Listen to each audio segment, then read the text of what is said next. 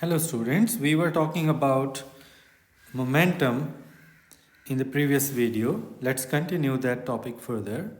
In the previous video we talked about basic definition of momentum, SI units of momentum and relationship with force and momentum. Today we are going to read a very important concept in momentum, which is law of conservation of momentum.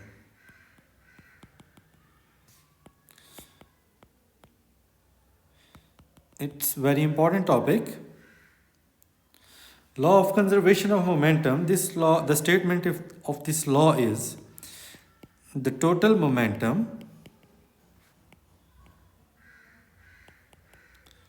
of an isolated system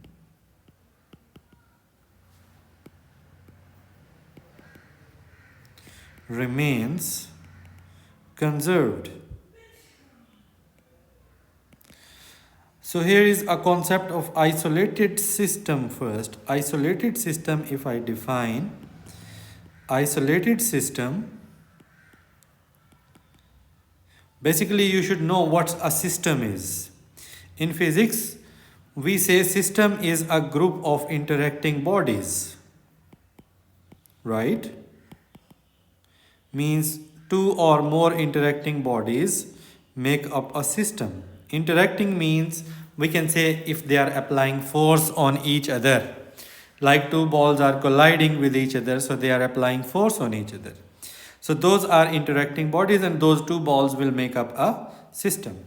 So isolated system is that system on which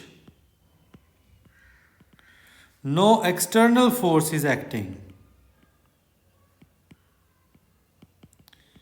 It means when we have set that system on a course of collision, so during that collision process, no external force should be acting on those bodies, right?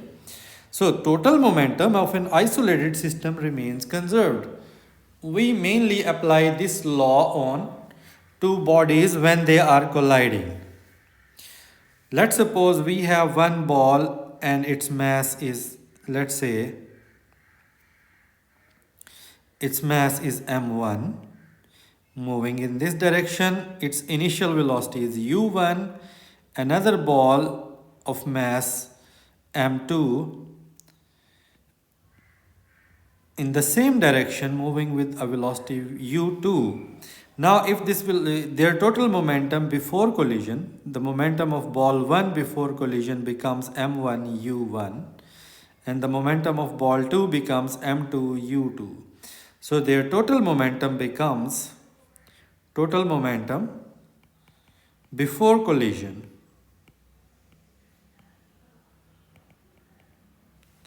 this is m1 u1 plus m2 u2. Now let's assume the balls have collided and after collision their velocities become in the same direction, it's v1, and the velocity of other ball becomes v2. So total momentum after collision will become m1 v1 plus m2 v2.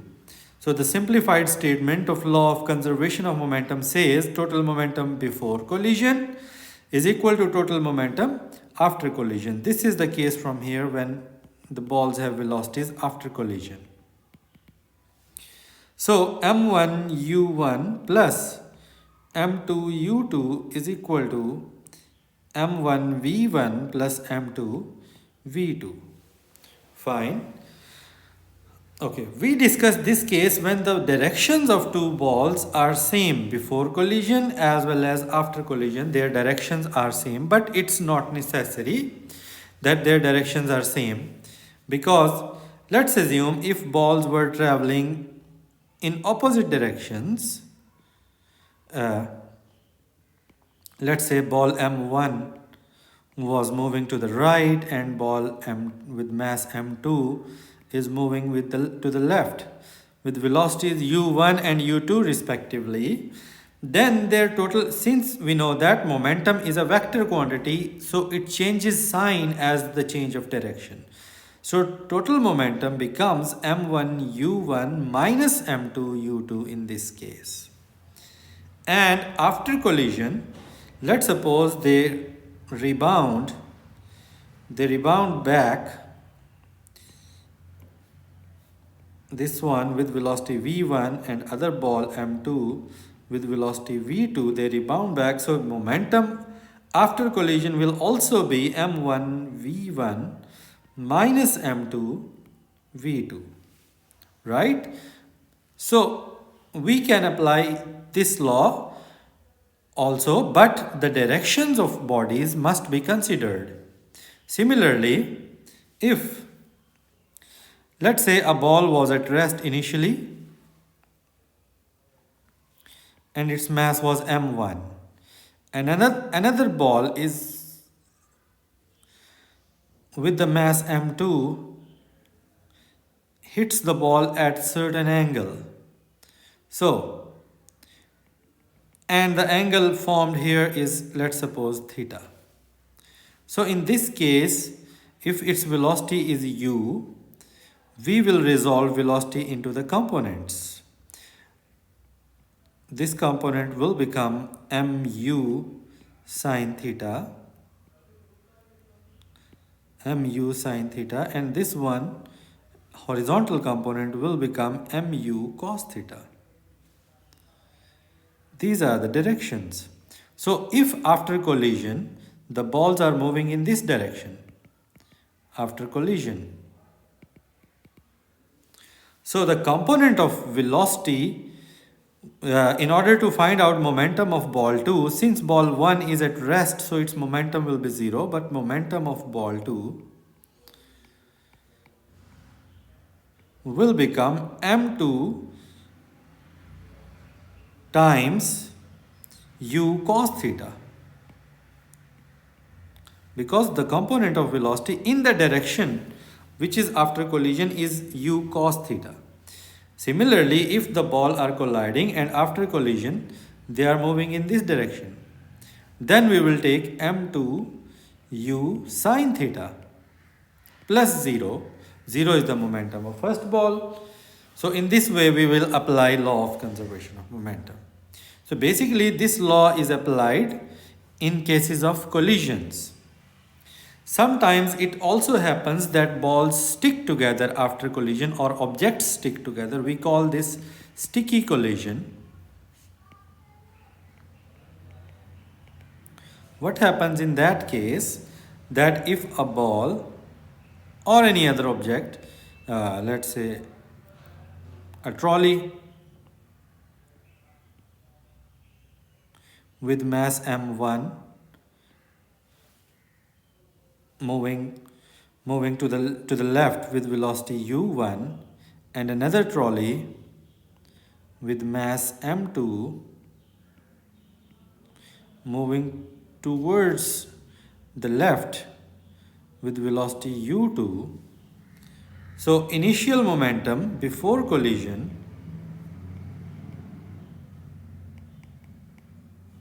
is m1 u1 minus m2 u2, since they are in opposite direction.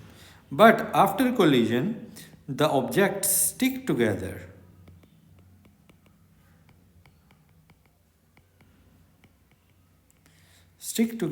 After collision.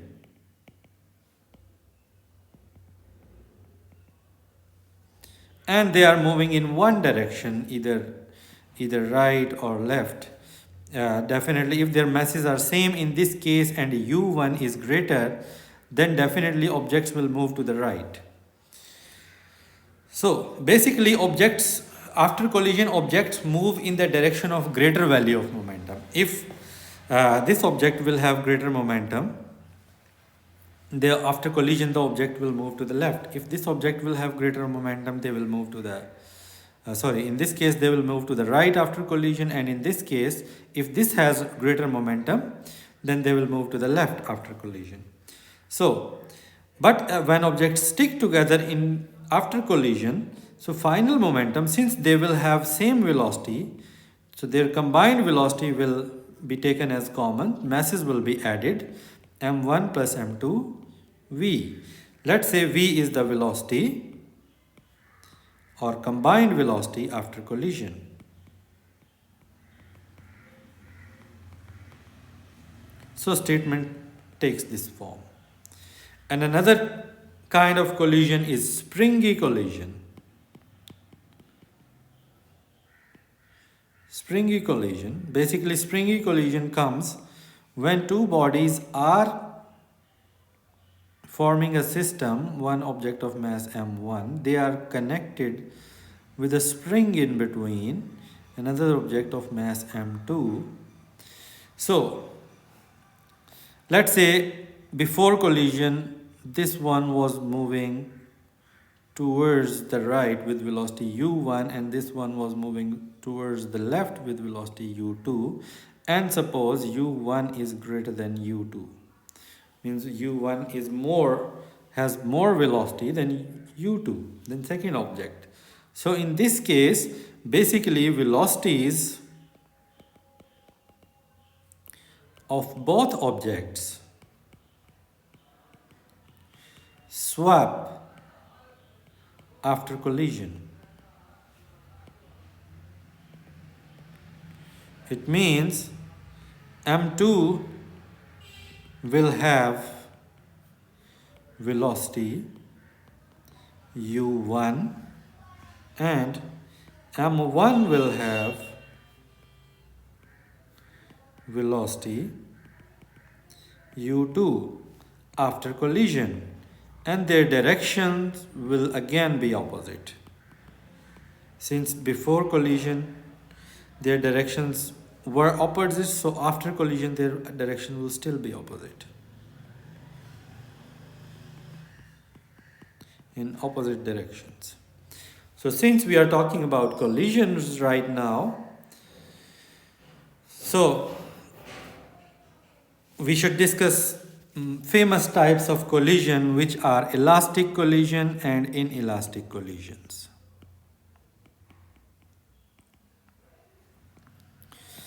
Elastic collision is basically that collision in which both momentum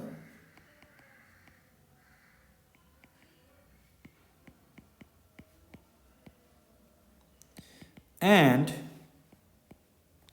kinetic energy remains conserved. Right? Means initial kinetic energy means before collision is equal to final kinetic energy, which is after collision. Right? So this is elastic collision. The examples of elastic collision are snooker balls, mostly the snooker balls which are new and very fine, the fine surface, shiny surface, those exhibit almost elastic collision. And gas particles. Gas particles also exhibit elastic collisions when they collide each other.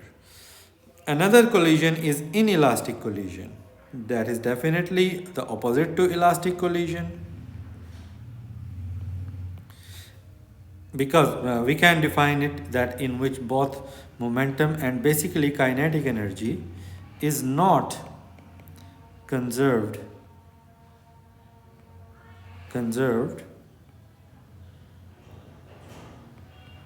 before and after collision.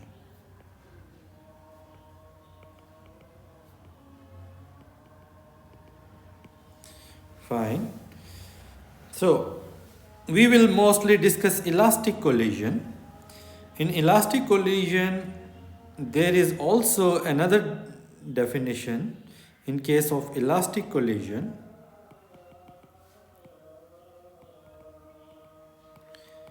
Relative speed of approach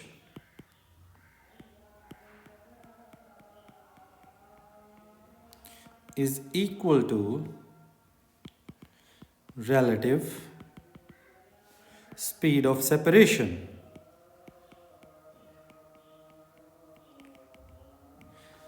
You can define elastic collision in exam by this definition also. Suppose if we have a ball M1, its velocity is V1, and a ball M2, velocity is V2. These velocities are before collision, so their speed of approach with each other is basically equal to V1 plus V2 since they are traveling in opposite directions. So relative velocity is the sum of both velocities. After collision, they again move with some velocities in opposite directions. So the ball M1 is moving to the left with velocity V1 dash, and ball M2 is moving to the right with velocity V2 dash. So speed of separation will become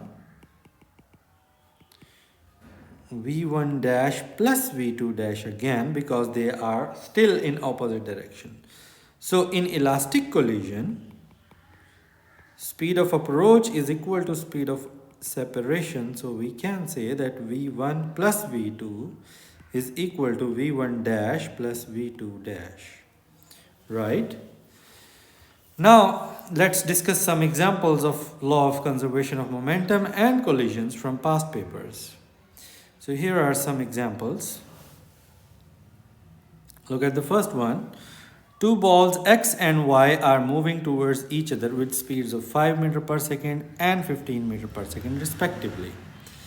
They make perfectly elastic head-on collision. Head-on collision means they strike on the face of first ball. They do not strike on the sides. This is called head-on collision. And ball Y moves to the right with a speed of 7 meter per second. So after collision, ball Y is moving to the right with the speed of 7 meter per second. What is the speed and direction of ball X after collision? So in this case, we will take the concept of speed of approach and speed of separation. Speed of approach, as I just discussed right now, will be 5 plus 15, which is 20 meter per second. Since after collision, ball Y is moving to the right with the speed of 7 meter per second, and speed of approach should be equal to speed of separation. So speed of separation should also be 20, the sum. So since ball Y has speed of 7 in the right direction, so ball X will have speed of 13 meter per second to the left. So that's the right option. Okay. The next question. Two balls of masses m and 2m traveling in a vacuum with initial velocities 2v and v respectively collide each other head-on as shown. After the collision, the ball of mass m rebounds to the left with velocity v. What is the loss of kinetic energy in the collision? So loss of kinetic energy. They did not talk about that the collision is elastic. So it might be inelastic collision, and since the loss of kinetic energy is also discussed, it means kinetic energy is not conserved, which is case of inelastic collision. So first we need to find out what will be the velocity of this ball 2 after collision. We know that after collision, the ball with mass m, this ball has a velocity v, but we don't know what will be the velocity of this ball, the bigger ball after collision. We will find this out by using law of conservation of momentum. Law of conservation of momentum will be applied first.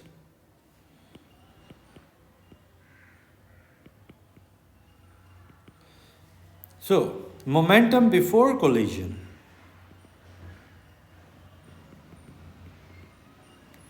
it is basically the momentum of ball 1 was m times 2v, and momentum of ball 2 was 2m times v. As we are going to find out total momentum, it will be minus because of opposite direction, and the result becomes 0. Newton second. This is the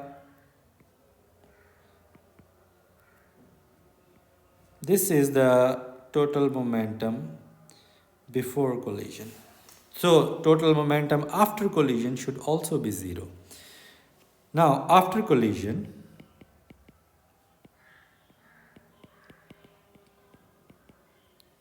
since the momentum of ball 1, this ball, is mv, mass is m, velocity is v, so it is mv.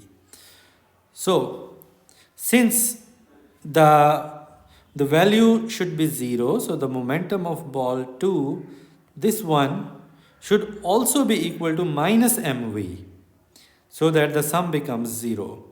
So since the ball has mass as 2 times m, so its momentum will become 2m times minus v by 2. Since we have to obtain the answer as 0, so the velocity will be v by 2, half of the initial velocity. It means the second ball, the velocity of second ball will be v by 2 after collision. Fine. So keeping that in mind, we will move further. Now let's talk about energies. I'm going to erase it. Now we talk about their energies. Kinetic energy, now, total kinetic energy before collision.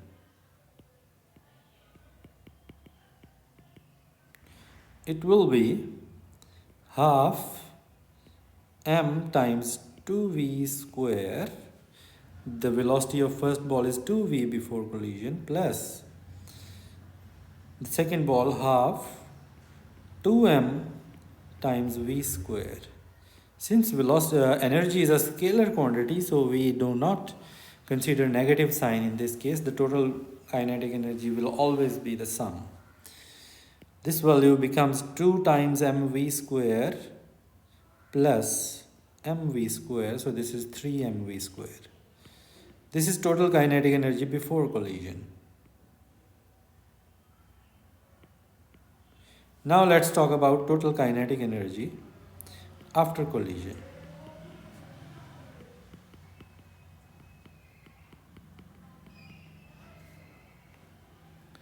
This will be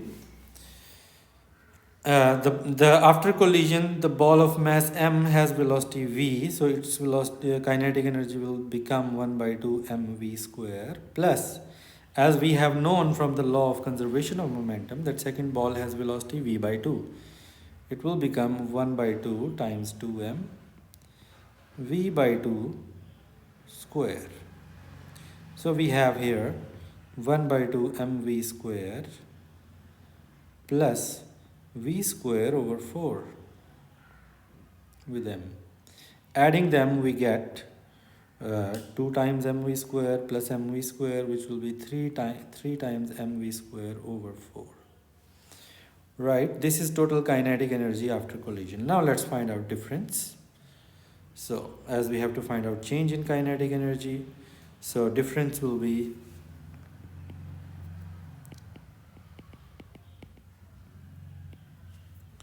initial kinetic energy before collision was 3 mv square, this one, and this is after collision. So 3 mv square minus 3 mv square by 4. By calculating it means taking LCM, we get 12 mv square minus 3 mv square as 9 mv square by 4. Option C is the correct one. So this was a bit tricky question.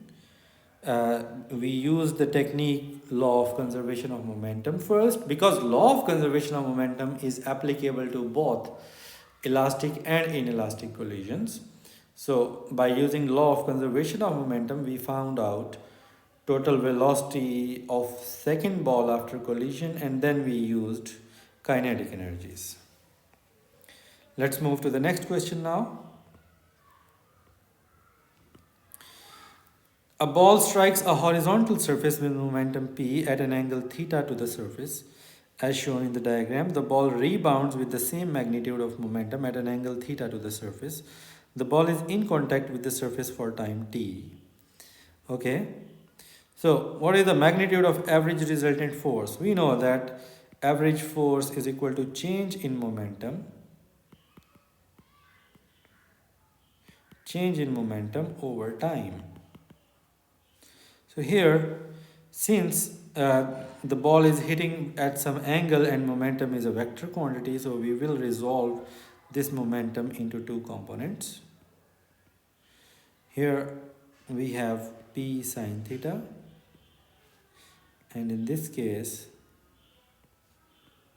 it is again p sine theta. The horizontal component will be p cos theta. This one will also be p cos theta. So change in momentum, since both of these components are in opposite direction, so that's why it will become p sine theta plus p sine theta over time. So this will become 2 times p sine theta over t. Option D. Next question. It says that a stationary firework explodes into 4 fragments which travel in different directions in a horizontal plane. The diagram shows the velocity and mass of each fragment. What is the speed v of fragment x? We have to find out this speed. So in this case of explosion, also total momentum remains conserved.